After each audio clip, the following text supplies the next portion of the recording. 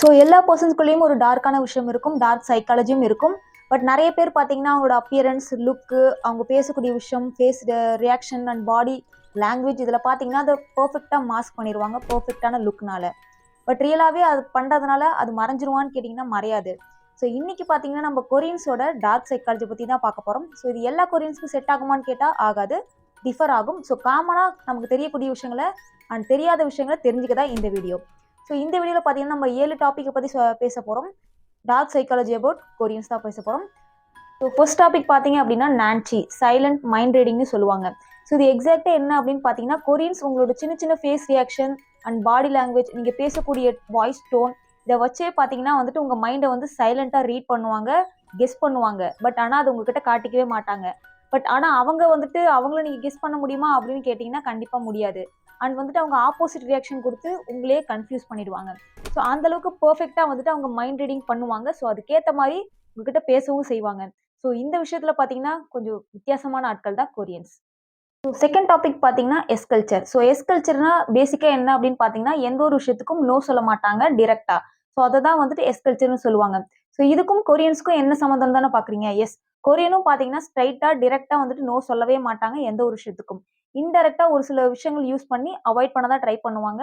But அவங்க avoid பண்ணுறாங்க, no சொல்கிறாங்கங்கிறது கூட ரொம்ப பொலைட்டான வேலை தான் இருக்கும்.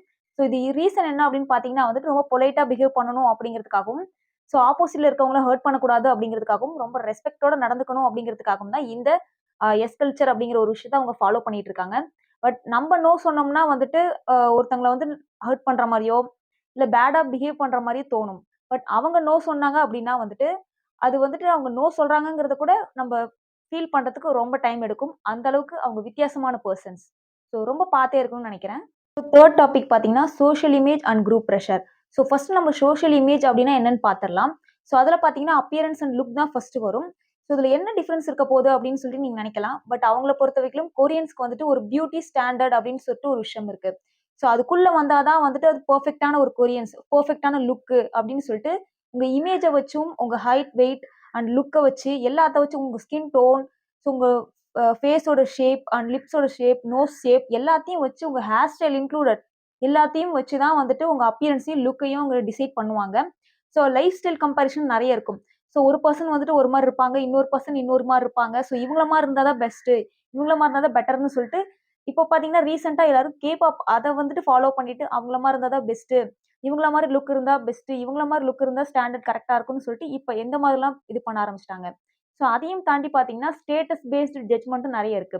ஸோ மணி, அதாவது மணியை வந்துட்டு எல்லா இடத்துலயும் வரும்னு தெரியும். ஸோ இங்கேயும் பாத்தீங்கன்னா வந்துட்டு அந்த மணிங்கிற ஒரு விஷயத்த வந்து கொண்டு வந்துட்டு அதை வச்சும் வந்துட்டு அவங்க ஜட்ஜ்மெண்ட் பண்ண ஆரம்பிக்கிறாங்க. ஸோ குரூப் ப்ரெஷர் அப்படின்னா என்னன்னு பாத்தீங்கன்னா வந்துட்டு ஒரு செட் ஆஃப் பீப்புள் வந்துட்டு பெர்ஃபெக்டான ஒரு இதுல இருப்பாங்க. ஸோ அவங்கள வச்சு அவங்கள மாதிரி இருக்கணும் அப்படின்னு, அப்படி இல்லை அவங்க இதுக்குள்ள நீங்க செட் ஆகல, ஃபிக்ஸ் ஆகல, ஃபிட் ஆகல அப்படின்னா உங்கள வந்து பிரஷர் பண்ண ஆரம்பிப்பாங்க, ஜட்ஜ்மெண்ட் பண்ணுவாங்க.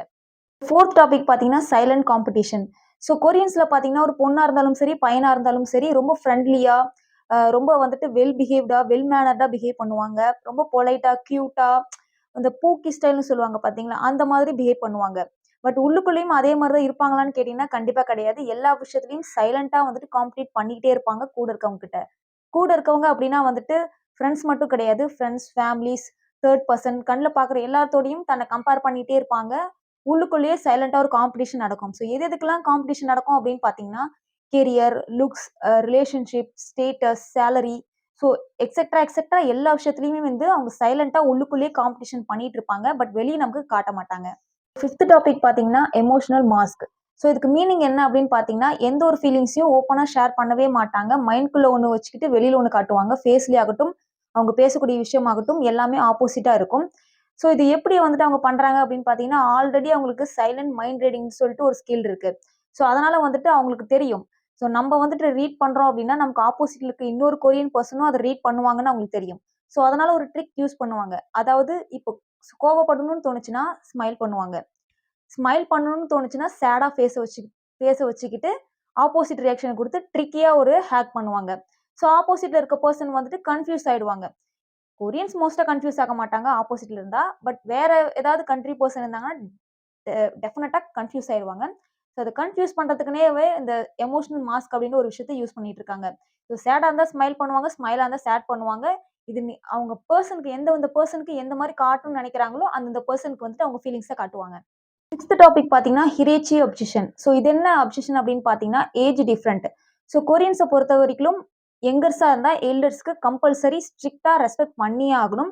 ஈவன் அவங்க உங்களை விட ஒரே ஒரு நாள் பெரியவராக இருந்தால் கூட, ஒன் டே டிஃப்ரென்ஸில் வந்துட்டு நீங்கள் பறந்துருந்தா கூட அவங்க உங்களை விட எல்டர் தான். ஸோ நீங்கள் பர்ஃபெக்டான ரெஸ்பெக்ட் கொடுத்தே ஆகணும். ஒரு ப்ராப்பரான எல்டருக்கு என்ன ரெஸ்பெக்ட் கொடுப்பீங்களோ, ரெஸ்பான்சிபிள் பண்ணுவீங்களோ அதே மாதிரி கொடுத்தே ஆகணும். ஸோ இந்தியன்ஸாக இருந்தால் மேபி 1 இயர் டிஃப்ரென்ஸ் இருந்தால் தான் நம்ம எல்டர்னு சொல்லி நம்ம ரெஸ்பெக்ட் பண்ணுவோம். பட் அவங்கள பொறுத்தவரைக்கும் ஸ்ட்ரிக்டான ரெஸ்பெக்ட் கல்ச்சரை ஃபாலோ பண்ணிட்டு இருக்காங்க. ஸோ 7th டாபிக் பார்த்தீங்கன்னா வந்துட்டு ஒர்கஹாலிக் கல்ச்சர் மேனிபுலேஷன். ஸோ இது எப்படி பார்த்தீங்கன்னா வந்துட்டு அங்கே இருக்கக்கூடிய கம்பெனிஸ் பார்த்தீங்கன்னா லோயாலிட்டி அப்படிங்கிற நேமில் வந்துட்டு அங்கே இருக்கக்கூடிய கொரியன்ஸை வந்துட்டு ஓவர் டைம் ஓடி ஒர்க் வாங்கிட்டு அதை வந்துட்டு ஃபோர்ஸ் பண்ணி ஓடி ஒர்க் வாங்குவாங்க. பட் அதை வந்து லாயாலிட்டி அப்படிங்கிற நேமில் வந்துட்டு மறைச்சு வச்சிருவாங்க. பட் அங்கே இருக்கக்கூடிய பர்சன் வந்துட்டு அதையும் வந்துட்டு பர்ஃபெக்டான ஒர்க்ககாலிக் பர்சனாக இருக்கும், லாயாலிட்டியாக இருக்கும் அப்படின்னு சொல்லிட்டு நம்பி அந்த விஷயத்த செஞ்சுட்டு இருப்பாங்க. ஸோ நம்ம ஆல்ரெடி 7 டாபிக்ஸ் பார்த்துட்டோம். ஸோ இது எல்லாமே எல்லா கொரியன்ஸுக்கும் ஃபிக்ஸ் ஆகுமா, செட் ஆகுமான்னு கேட்டிங்கன்னா கம்பல்சரி கிடையாது. ஸோ கொரியன்ஸுக்கு கொரியன், பர்சனுக்கு பர்சன் டிஃபர் ஆகும். ஸோ இது காமனாக இருக்கக்கூடிய டார்க் சைக்காலஜி டீட்டெயில்ஸ் தான். ஸோ நான் ரிசர்ச் பண்ண வரைக்கும் கிடைச்ச டீட்டெயில்ஸ். நான் பார்த்தீங்கன்னா கொரியன்ஸை பார்த்தீங்கன்னா நிறைய விஷயங்கள் ரிசர்ச் பண்ணிட்டு இருக்கேன் ரொம்ப ஆர்வமாக. ஸோ மேபி நான் வந்துட்டு கொரியன்ஸை மீட் பண்ணாலோ இல்லை பேசினாலோ மேபி என்னோட மைண்ட் செட் சேஞ்ச் ஆகலாம், என்னோட தாட்ஸ் சேஞ்ச் ஆகலாம். பட் இது வந்து காமனாக இருக்கக்கூடிய விஷயம். ஸோ நீங்கள் கொரியன்ஸை மீட் பண்ணுறீங்க, திங்க் பண்ணுறீங்க, பேசுறீங்க, அவங்களோட ஒரு வாய்ப்பு கிடைக்குதுன்னா இதில் எது எதெல்லாம் டிஃபர் ஆகுதுன்னு நீங்கள் செக் பண்ணிட்டு எனக்கு கமெண்ட் பண்ணுங்க. Thank you guys.